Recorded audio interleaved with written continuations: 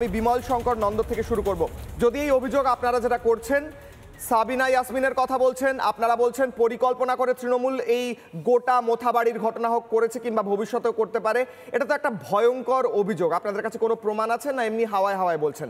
বলুন। না, প্রমাণ ছাড়া এইসব অভিযোগ করা হয় না। আমি তার সঙ্গে কতগুলো কথা বলি। আজকে আমি অন্য একটি ইউটিউব চ্যানেলে দেখলাম, সীমান্তে ভারতের হয়ে লড়াই করেন একজন জওয়ান, তিনি একটা ফেসবুক ভিডিও, ভিডিও করে ইউটিউবে দিয়েছেন যে আমি সীমান্তে আমার জীবন যাচ্ছে, কিন্তু আমার পরিবার যদি সুরক্ষিত না থাকে আমি কি করে শান্তিতে এখানে কাজ করতে পারি, কারণ মোথাবাড়িতে আমার পরিবারও সুরক্ষিত নয়। অর্থাৎ দেখা যাচ্ছে যে সার্বিক একটা আতঙ্ক তৈরি হয়ে গেছে। আমি তোমাকে একটা কথা বলি কিশোর, 2রা অক্টোবর 2014 সালে যখন খাগড়াগড় ব্লাস্ট হলো, যেই ব্লাস্ট ঘটার পরে এই রাজ্য সরকারের শীর্ষ নেতৃত্ব বলেছিল যে এটা করিয়েছে, এবং সেটা পাকিস্তানের বিভিন্ন পত্রিকায় ফলাও করে ছাপা হয়েছিল যে দেখো সবসময় ওরা আইএসআইকে মদত দেয়, কথা বলে, আইএসআইয়ের বিরোধিতা করে, আইএসআইয়ের নামে দোষ দেয়। ওদের একটি রাজ্যের সর্বোচ্চ নেতৃত্ব বলছেন এটা ঘটিয়েছে, তার নিজের রাজ্য সরকারের উপরে কেন্দ্রীয় সরকার এইসব করছে। এটা আমাদের দেশের মাথা কাটা গিয়েছিল। আমাদের দেশের মাথা কাটা গেলে পশ্চিমবঙ্গ সরকারের তাদের নেতৃত্বের কিচ্ছু যায় আসে না। তারা তো নিজেদের পশ্চিমবঙ্গ বলে ভাবায় না, তারা ভাবে এটা পশ্চিম বাংলাদেশ অলরেডি হয়ে গেছে। কিন্তু আমরা তো অত সহজে পশ্চিম বাংলাদেশ হতে দিতে পারি না, কারণ এই পশ্চিম বাংলা তৈরি হয়েছিল হিন্দুর একটা হোমল্যান্ড হিসেবে শ্যামাপ্রসাদ মুখার্জির উদ্যোগে। আজকে যারা এই পশ্চিম বাংলাকে পশ্চিম বাংলাদেশ করবে তাদের বাংলাদেশে পাঠিয়ে দেবো। তৃণমূলের পরিকল্পনাটা কি? আপনি পরিকল্পনার কথা বলছেন। গতকাল তোমাদের এখানে অন্য একটি প্রোগ্রামে আমি বলে গেছিলাম এই পরিকল্পনার কিন্তু তৃণমূল একটা আতঙ্ক থেকে করছে। আতঙ্কটা কি? আতঙ্ক হচ্ছে তৃণমূল নিজে ভয়ে রয়েছে, কারণ এতদিন যাদের দুধের গাই দুধ, যে গরু দুধ দেয় তার লাথি খাবো, তাদের ভোট আমাদের ভোট।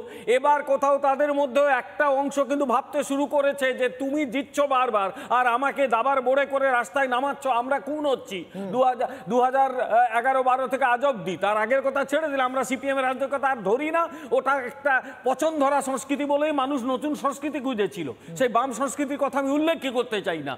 ফলে মানুষ তো একটু ভালো কিছু চেয়েছিল, কিন্তু তাদের কিচ্ছু লাভ হয়নি। সেই মানুষগুলো মরছে কেন? এটা মুসলিম নেতৃত্বই কিন্তু এখন জিজ্ঞেস করা শুরু করেছে। দ্বিতীয় কথা হচ্ছে যে টপ টু বটম লাভের জন্য, পয়সার জন্য যেভাবে নিজেদের মধ্যে ভাতৃঘাতী দাঙ্গা শুরু হয়েছে এই পশ্চিমবঙ্গের শাসক দলের মধ্যে, এই মালদাতে কিছুদিন আগে ওদের জেলা পর্যায়ের একদম শীর্ষ নেতা মার্ডার হয়ে গেছে। ফলে আজকে ওরা কিন্তু নিজেরা আতঙ্কিত, ফলে মানুষ কিন্তু ওদের ভোট দেবে না, মানুষ বুঝে গেছে। এমনিতে সংখ্যাগুরুদের ভোট খুঁটা ওরা পায় না, ওরা ওই 30% ভোট নিয়ে লাফালাফি করে, আর বাকি 1000 টাকা 2000 টাকা দিয়ে যদি বাঁচা দিয়ে করে। কারণ এরা খুব ভালো জানে যেদিন ক্ষমতা থেকে যাবে সেদিন এদের নাম বলে কিচ্ছু থাকবে না। আমি বামপন্থীদের পছন্দ করি না, কিন্তু বামপন্থীরা এখনো কিছু লোক চাইলে মিছিলে ডাকে, মিছিলে আসে। এদের মিছিল কেন? এদের ঘর বাড়িতেও লোকে থাকতে পারবে না, এমন যা করেছে মানুষের সঙ্গে।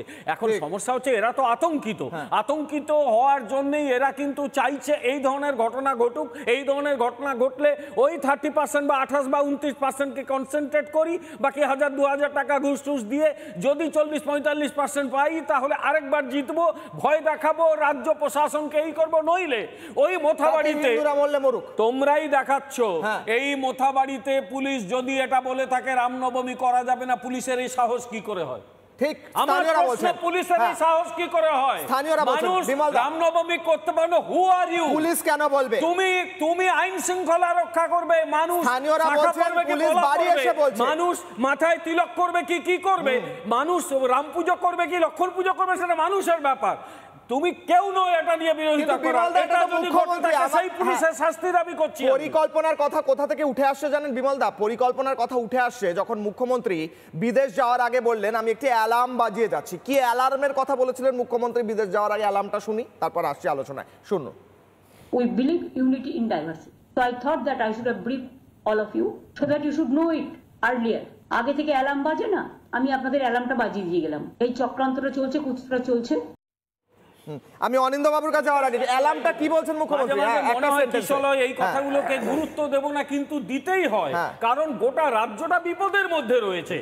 জেএমবি বাংলাদেশ যারা খাগড়াগড় ব্লাস্ট ঘটিয়েছিল, তারপরে বাংলাদেশে যা ঘটনা ঘটছে, অনেকেই এসে যে আশ্রয় নেয়নি তার কোনো প্রমাণ নেই, তাদের দাবার বড় হিসেবে ব্যবহার করা যে হচ্ছে না তার কোনো প্রমাণ নেই। সুকান্ত মজুমদার রয়েছেন, কেন্দ্রীয় মন্ত্রী এবং রাজ্য বিজেপি সভাপতি। সরাসরি সুকান্ত বাবু, রিপাবলিক বাংলায় আপনাকে স্বাগত। কিশলয়ের অগ্নিবাণে আমি কিশলয়।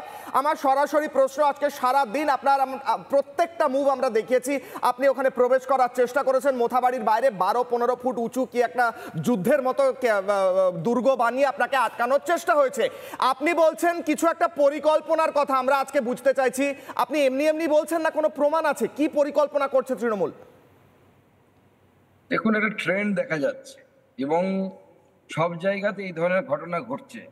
আমি যখন সকালবেলা ফার্স্ট হাফে আমরা মোথাবাড়ি যাওয়ার চেষ্টা করছিলাম, ঠিক এখন আমি সন্ধ্যাবেলা আমি নিজের এলাকা অর্থাৎ নিজের জেলা দক্ষিণ দিনাজপুর জেলার শিবডাঙ্গি একটি গ্রাম আছে, সেখানে সিমিলার টাইপের কাণ্ড, যে হিন্দুদের একটি মন্দিরে শীতলা মায়ের মূর্তি ভেঙে ফেলা হয়েছে রাত্রিবেলা, গতকাল রাতে।